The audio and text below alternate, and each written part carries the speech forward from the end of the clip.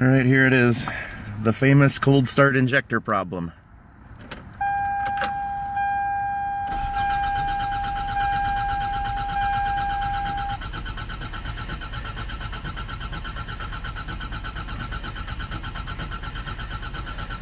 It's a good thing I got a brand new battery in this thing.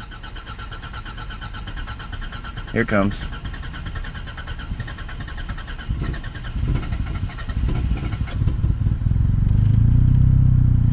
There you go. The first start of the day, and it'll start fine the rest of the day. And I gotta let it sit here and idle for about a minute, and then it'll drive fine. Otherwise, if I give it gas, it'll die.